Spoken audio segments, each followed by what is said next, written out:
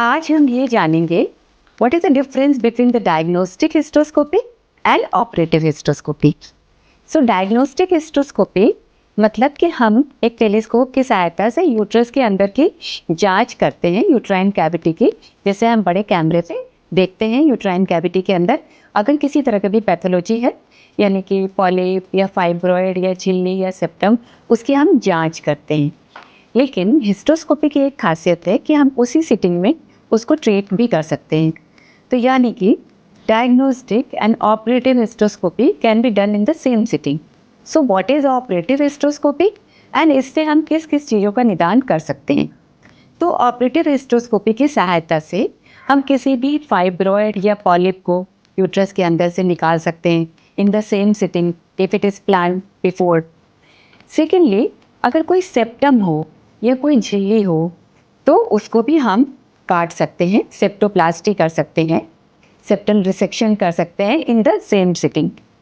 And thirdly, if there are additions, यानी कि uterus के अंदर कभी कभी जाले पड़ जाते हैं जिसे हम इंट्रा यूट्राइन एडिशंस बोलते हैं, जिसके कारण बच्चेदानी की दीवार बढ़ नहीं पाती, तो इसका भी adhesiolysis can be done in the same sitting. चौथा है, कभी कभी प्रेगनेंसी या डिलीवरी के बाद कुछ टिश्यू अंदर रह जाते हैं जिसके कारण अक्सर रुक रुक के ब्लीडिंग होती रहती है या पेशेंट को पेन होता रहता है, तो इसको भी डायग्नोज करके हम सेम सिटिंग में निकाल सकते हैं। फिफ्थ ये है कि कभी कभी ट्यूब ब्लॉक होता है कॉर्नुअल एंड से। ट्यूब के दो एंड होते हैं, कॉर्नुअल एंड, एक फिब्रियल एंड। कॉर्नुअल एंड का जो मुंह है वो यूट्राइन कैविटी के अंदर खुलता है, वो ओपनिंग्स हमें हिस्टोस्कोपी में दिखाई देते हैं।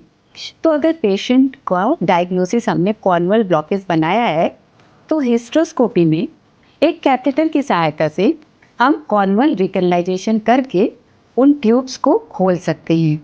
इसके अलावा कभी कभी कॉपर का टूट के कोई पोर्शन यूट्राइन कैविटी के अंदर रह जाता है, हम हिस्टोस्कोपी से उसको लोकेट करके उसको भी हम निकाल सकते हैं।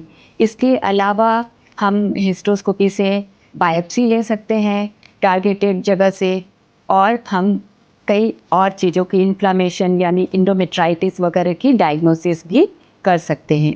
तो यानी कि डायग्नोस्टिक एंड ऑपरेटिव हिस्टोस्कोपी के बहुत सारे फ़ायदे हैं और आईवीएफ के पहले हिस्टोस्कोपी करना बहुत फ़ायदेमंद होता है।